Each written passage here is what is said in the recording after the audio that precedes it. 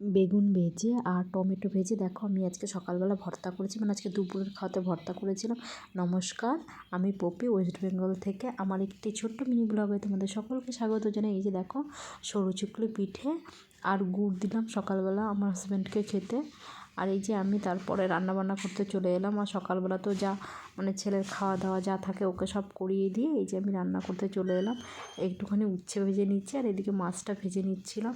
তারপর আমি একটু ফুলকপি আর কী বলো তো আলুটা সিদ্ধ বসিয়ে দিয়েছি। আর এই যে দেখুন আমি ক্যাপসিকামটা কেটে রেখেছিলাম, ক্যাপসিকামটা ওই ফুলকপি আলু মানে মাছের ঝোলের মধ্যে ক্যাপসিকামটা দিয়ে দেবো, তার জন্য একটু ক্যাপসিকামও কেটে রেখেছি। আর এই যে দেখো তারপরে কী হয়েছে বলো তো, তারপরে আমি ওই যে বেগুনটা না, আমি বেগুনটা একটু ভেজে না আজকে করব, ভর্তা করব। বেগুন আর টমেটোটা ভাজবো, ভেজে ভর্তা করব। মানে অনেক দিন দিয়ে ইচ্ছা ছিল একটু করব, দিয়ে আজকেই ভাবলাম যে আজকে একটু করে ফেলি।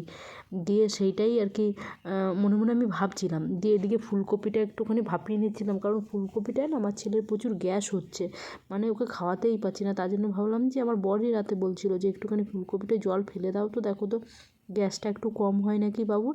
আমি সেটাই করছিলাম। আর এদিকে আমি দেখো বেগুন ভাজাটা বসিয়ে দিয়েছি। বেগুন ভাজাটা বসিয়ে দিয়ে আমি আজকে তাড়াতাড়ি রান্নাটা করে আমি স্নান করবো, স্নান করে ছেলেটাকেও স্নান করাবো। দিয়ে এই যে দেখো আমার বেগুন ভাজাটা হয়ে গেছে। আমি বেগুন, টমেটো আর এদিকে একটু পেঁয়াজ ভেজে নিয়েছি আর কাঁচা ধনেপাতা কেটে নিয়েছি। আর ওর ভিতরে তো লঙ্কা দেবই। এই দেখো এটাকে আমি মেখে নেব, এখন ভালো করে মেখে নেব। এই যে এটা মানে যে মাখাটা কমপ্লিট হয়ে গেছে। আর আমি যখন আজকে ওটা মাখার পরে আমি যখন ভাত দিয়ে খেয়েছিলাম না, মানে খুব সুন্দর লেগেছে। মানে আমার মুখে একটু টক লাগছিলো বেগুনটা, মানে সত্যি খুব সুন্দর লাগছিলো। গরম গরম ভাত দিয়ে খেয়েছি তো আমার দারুণ লেগেছিলো। তোমরাও একদিন খেয়ে নিও বাড়িতে করে, খাও অবশ্য জানি, তাও খেয়ে নিও একদিন।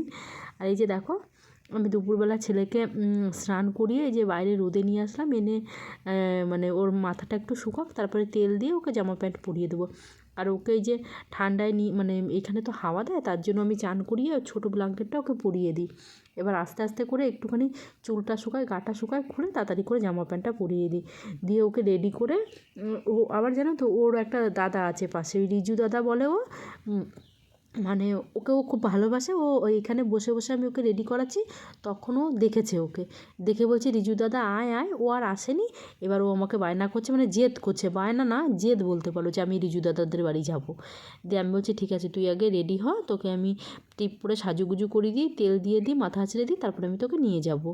দিয়ে বলছে নেবে তো, আমি বলছি হ্যাঁ নিয়ে যাব। দিয়ে আমি তার জন্য আবার ওকে কী করলাম বলো তো, তাড়াতাড়ি করে একটুখানি সাজিয়ে আমি যে এবার ওকে যদি আমি না নিয়ে যাই না, এক্ষুনি রেখে যাবে যে তুমি আমাকে বলে তো তুমি আমাকে নিয়ে দাওনি, এবার এরকম করতে থাকবে। দিয়ে তার জন্য আমি আবার ওকে একটু নিয়ে গেলাম। এবার এই যে এসে ওর সাথে একটু খেলা করলো, তারপরে যে একটুখানি পড়ে গেছিলো, দিয়ে রাগ করে এসে আমার পাশে বসে পড়েছে।